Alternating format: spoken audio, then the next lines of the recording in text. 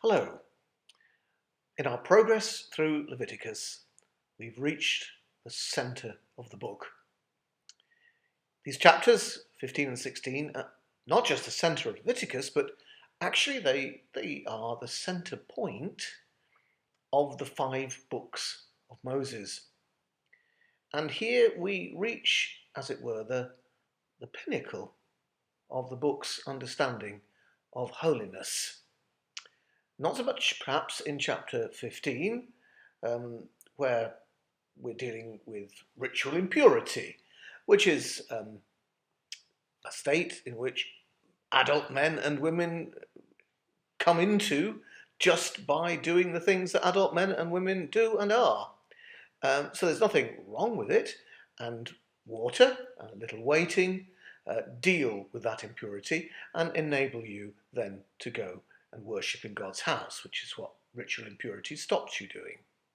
The only problem here is if you refuse to use those means of dealing with that impurity. But chapter 16, if we find ritual impurity matters rather strange, this is even stranger. It describes a day in which all Israel rested and fasted, while on their behalf the high priest carried out a rite that dealt with something which is far more dangerous than ritual impurity. The rite deals with Israel's sin. Robed in his full regalia, the high priest first carried out the sort of sacrifices that atone for sin, which we are already familiar with from the book. These culminate in the sacrifice of one of a pair of goats. He then enters into the Holy of Holies, but not before he releases into the desert the remaining goat, upon which Israel's sins have been laid.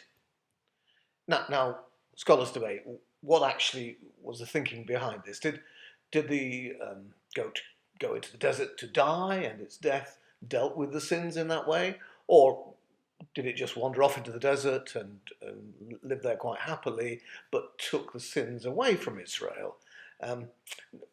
You can debate that matter if you want. In a way, it's not important.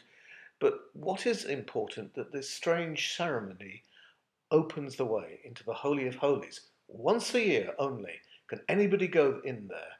And that's the high priest on this holy day with the blood which he scatters on the altar of the sacrifices, which, as he does so, are meant to deal with Israel's sin. Sorry, not on the altar, but on the mercy seat, the very centre of God's presence in Israel. Now,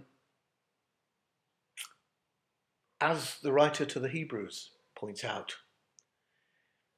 even this impressive ceremony cannot actually deal with the sin that prevents Israel from being the holy people set apart for God's will and purposes that God yearns for them to be.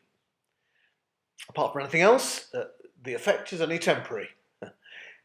It must be repeated every year, because the effect only lasts for a year.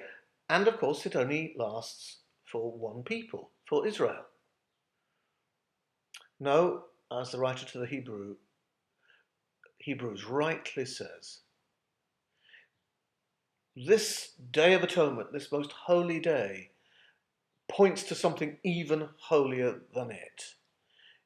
It points to what Jesus has done by his own offering, his obedient, free offering of his life and his blood, which is valid not just for Israel, not just for a day, but eternally for all who turn to him and claim, as Wesley says, an interest in his blood.